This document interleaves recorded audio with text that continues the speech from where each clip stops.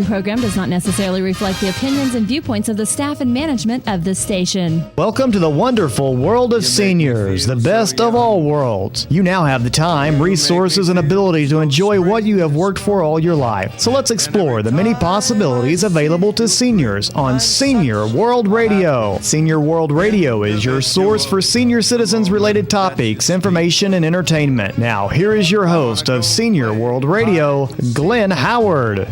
It's a wonderful time to be a senior. Seniors today are living longer. They have better health, greater resources, more opportunities than any generation in history. They're also very compassionate and always ready to help someone in need. So when they see a poor homeless person standing on the street corner with a sign begging, and especially if that person is an older person, they naturally want to grab their wallet and give generously to help the person out. But our guest today suggests that might not be the best way. In fact, he suggests that might be doing more harm than it does good. And he said you could very easily be involved in supporting what he calls unhealthy behavior.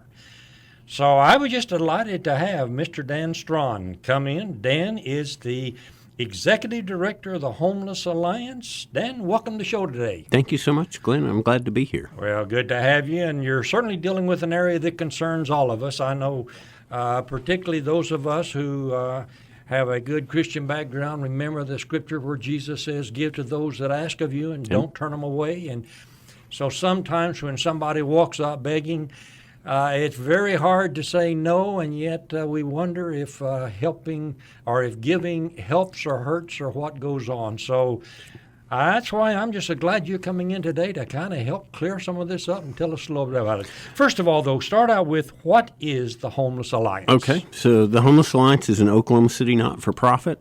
Our mission is rallying our community to end homelessness. And we do that by working with some of the 100-plus government, faith-based, and nonprofit organizations in Oklahoma City that are, housing the homeless and clothing the naked and healing the sick and feeding the hungry. And our role in all of that is to help them do all those things a little better, a little more efficiently, a little smarter, a little more cost-effectively, and with a little better outcomes in the end. The idea end homelessness almost sounds too global, too wonderful. We're going to eliminate poverty. We're going to cure all disease. We're going to make everybody healthy. Realistically, first of all, how big a problem is homelessness right here in the Oklahoma City area? And that's the perfect question to start with. So when the Homeless Alliance started 10 years ago, what we call our point-in-time count, our snapshot census of how many homeless people there were in the community, was right around 2,500. Now, 10 years later, it's less than 1,300. Really? So we are making progress. I know the scriptures tell us the poor you will always have with you. We believe that the subtext right after that is, so you better get busy. And that's what we're doing, getting busy. But in Oklahoma City, you've actually been able to reduce the homelessness approximately 50% over the past 10 years. That's absolutely correct. And not us, certainly, but right. Those 100-plus government, faith-based, and nonprofit organizations that are doing that work every day. That's fantastic. Yeah. How'd you get involved in this?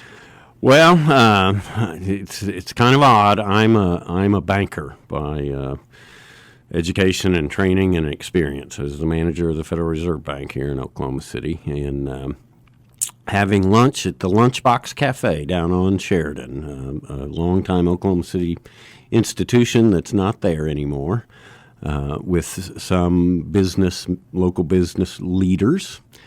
And we were just, at that time, Sheridan was kind of a homeless highway. You'd just see people walking up and down the street. And one of those business leaders, Nick Noble of the Noble family, said, it seems like we put a lot of money into homelessness and the problem never gets any better. There's got to be a smarter way to do that. And so Nick and Mike Joseph at McAfee Taft and Frank Merrick and a few others got together and We went to some cities that had a reputation for being smart about homelessness, Phoenix and Philadelphia and Columbus. We raised a little money to do a community needs assessment for Oklahoma City just to see where the gaps in services were. And when we had all that information, it was pretty clear that there were some obvious things that Oklahoma City needed to do. One, to have a campus for homeless services where you could put everybody together and get them working together.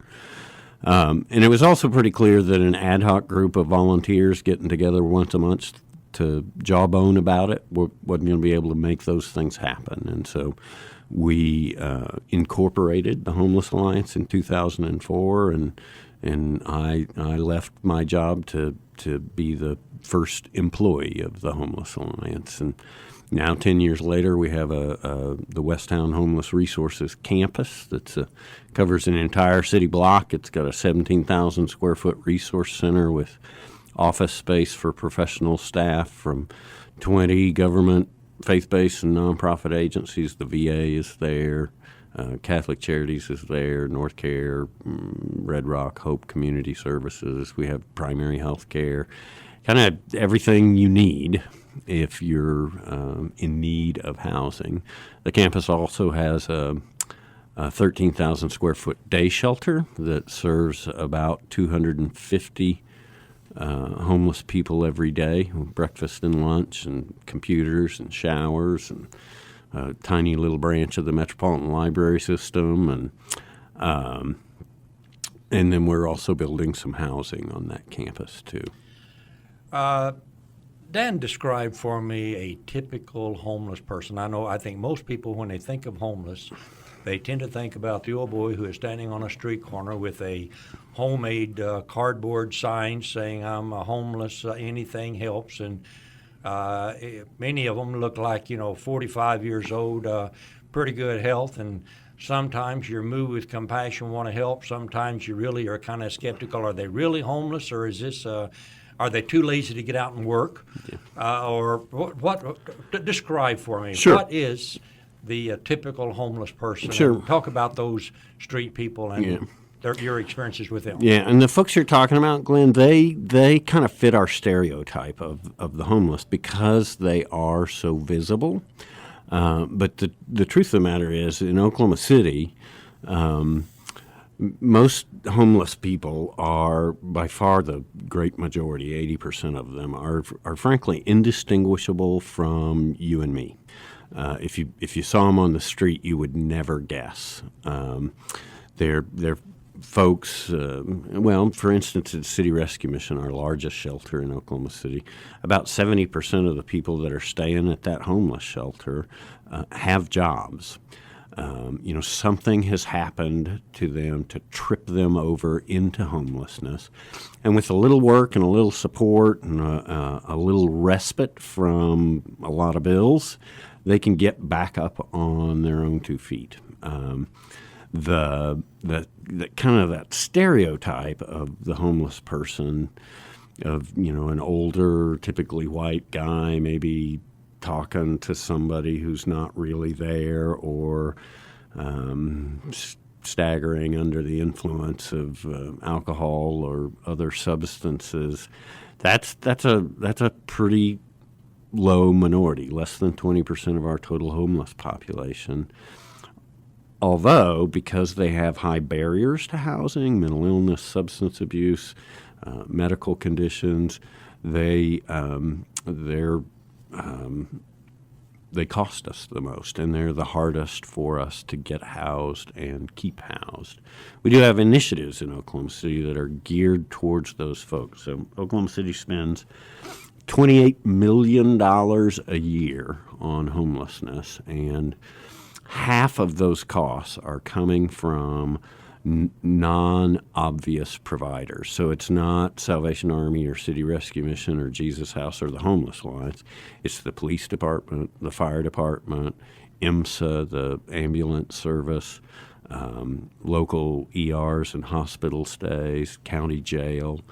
So that 20% of the population is sucking up about 50% of the total costs. So if you can get those guys into housing and then wrap them around with the services that they will need to sustain that housing, so mental health care and substance abuse treatment and primary health care, all those things, then you can drastically reduce your total cost of homelessness, and especially their reliance on public services. We're talking about using the term men. We haven't said anything about women. Is this primarily a male issue over female, or are we just not seeing the women, or what's? 65% of Oklahoma City's homeless population is male, so only 35% are female. There are more housing options for homeless women and homeless families with children than there are for single adult men, and that's largely why the disparity in gender. If you, from your experience, knowing what you know, when you drive down the street, you see somebody stand on the street corner, you pull up beside them, what's your emotion and your reaction to them? Well, my emotional reaction is regret. We've done surveys of panhandlers, the people that are out on the street corner flying signs, and our all our data shows us that only about 20% of active panhandlers are actually homeless. Now, that's not to say that they're not needy necessarily, right, but just that they're not homeless. But 80% then do have 80% are housed, yeah. Interesting. Dan, we got to take a break for Sure. a moment. I'm Glenn Howard, Senior World Radio, visiting today with Dan Straughan. Dan is the Executive Director of the Homeless Alliance, and talking about a topic that I think most seniors are really very interested in, because when we see people that are in need, we are moved with compassion. We want to help, but sometimes we feel like throwing a buck or two their way may be doing more harm than it does good. So I'm so glad, Dan, that you've come in. We're going to have to take a break for just a few moments, let some of our sponsors talk about the wonderful services they provide to make it possible for us to stay on the air. And then we're going to come right back and continue our discussion. So please stay right here with me. You're nobody till somebody loves. Have you ever had a problem, but it seemed like there was no one who could help? You spent hours calling around, being referred from one place to the next. Well, not anymore. I want to tell you about a free and easy-to-use service in Oklahoma. 211 is a simple 3-digit phone number to get help or to give help when you don't know where to turn. Dialing 211 only takes a minute, and you are connected with a caring Oklahoman who will help you find the assistance you've been looking for. With access to over 13,000 programs, Heartline 211 can connect you to local resources for many different needs, including health care, food, counseling, rent assistance, disability assistance, job services, and much more. 211 is a service of Heartline, a United Way partner agency. 211, the right first call to get help or give help 24 hours a day. Hi, my name's Jason Ledlow, president of UT Phone, the ultimate telephone service. We're proud to be a sponsor of Senior World Radio with Glenn Howard. UT Phone is dedicated to providing Oklahomans affordable telephone service all across our great state. We have Lifeline home phone service starting at just $1.95. That's right, just $1.95, and most of Oklahoma's seniors qualify for this reduced home phone service. They get to keep their old home phone number, and it even includes long distance. Another great feature of UT Phone's customers really like is that it includes repair service. That's right, any repairs at no additional charge. With many telephone services charging $40 to $50 per month, it makes sense to switch your service to UT Phone. This service is a federal program that is provided through the Universal Service Fund. There is only one per household, so make it UT Phone's home phone service for $1.95. Give us a call at 800-996-0098. Again, call 800-996-0098.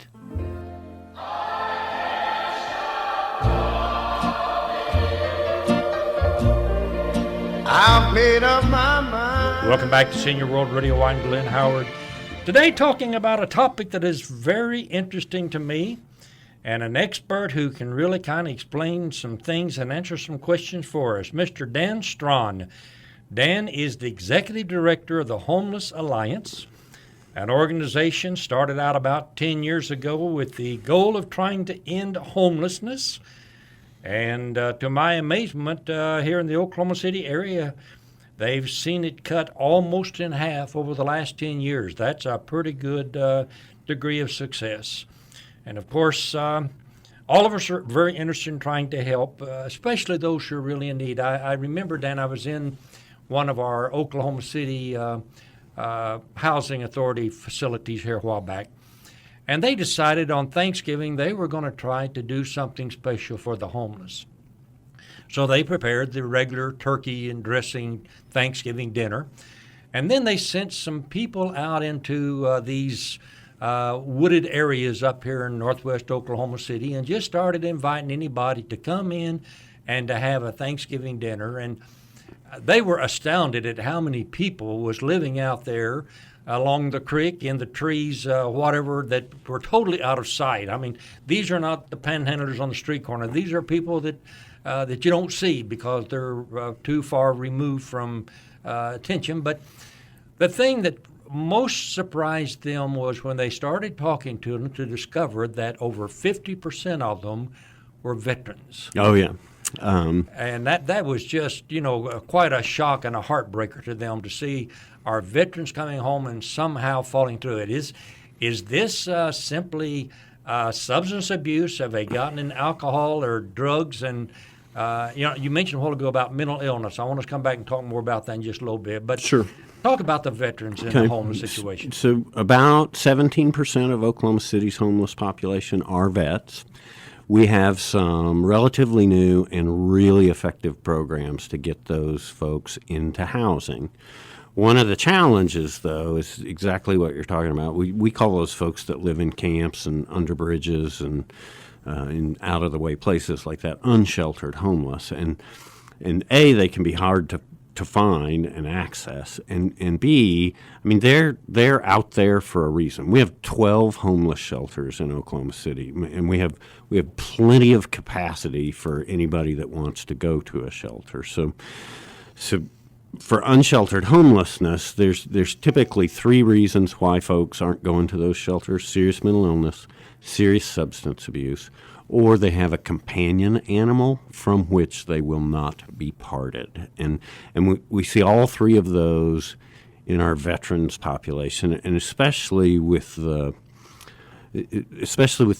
post-Vietnam era veterans, so the Desert Storm vets, the Operation Enduring Freedom and Operation Iraqi Freedom vets. We're seeing a whole new kind of damage when they're coming back with post-traumatic stress as a result of multiple deployments in difficult conditions, and then traumatic brain injury. And between those two, if you're not able to access appropriate treatment, then often you will self-medicate with drugs or alcohol or whatever, and obviously that just compounds the problems, because now you've got both mental illness and an addiction. And so a lot of challenges for vets. We on our campus we have 12 case managers from the VA that do nothing but go out and find those vets and get them into housing.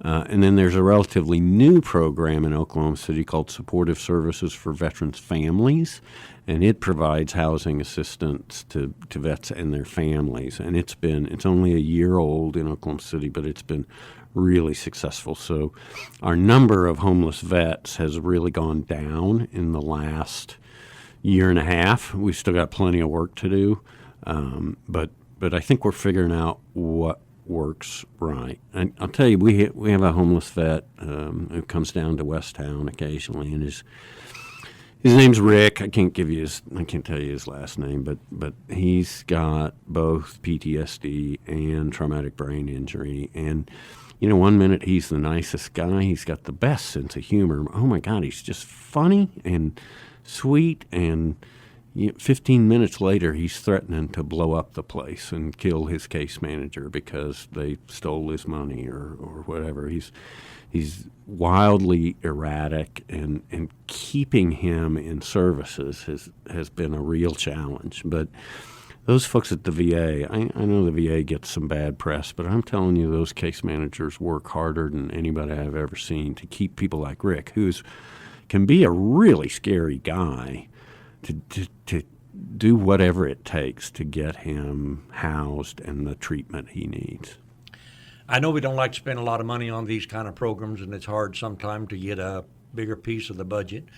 You are a United Way funded organization also, We are. I think, are you not? Yep.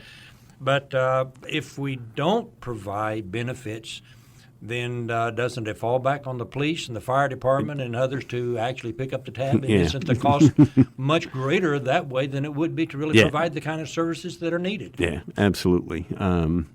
It costs about $50 a day to put a person in jail, and it costs about $12 a day to keep a person in a homeless shelter. And in a homeless shelter, they're getting the social work services they need to maybe get back up on their feet. So, we're fortunate in Oklahoma City in that we've got super generous local corporations, especially in the oil and gas industry, that not only support services for people in poverty, but the arts and all that kind of stuff. So,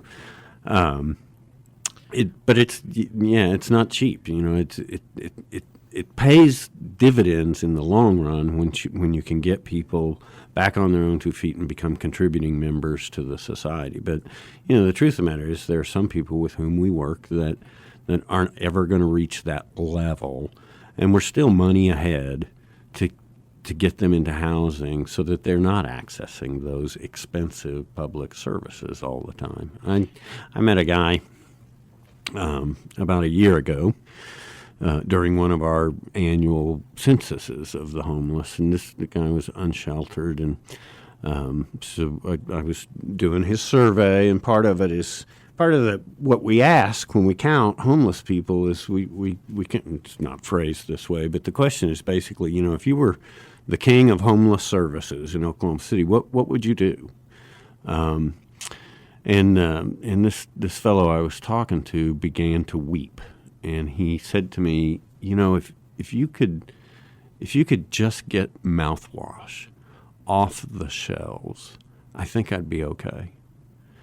And this guy's so far gone in the disease of alcoholism that he had taken to drinking mouthwash. And the cheap mouthwash that you can get at Dollar General, it's $1.49. It's 28% alcohol by volume, but it's isopropyl alcohol. It's not it's not ethanol like you drink. So if you drink it, it'll kill you, but it'll take 10 or 15 years to do that. But this guy he could not control that. He needed somebody to keep it away from him, and he knew what he needed. He just couldn't do it himself, and that kind of reinforces to me that we have a responsibility to these folks. They're our neighbors. They're our brothers and daughters and fathers.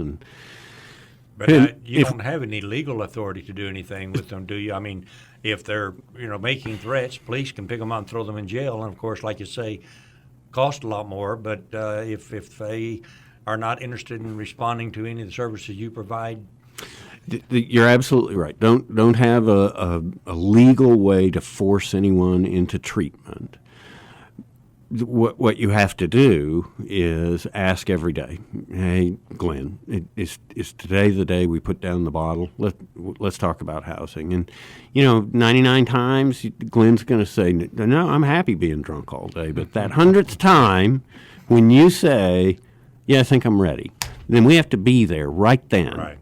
And go to work. And that's why these faith-based, especially in Oklahoma City, it's faith-based organizations that are doing 80% of the knee-to-knee work with the homeless, and that's why we have to support those organizations. What about children? Are there many homeless children, families?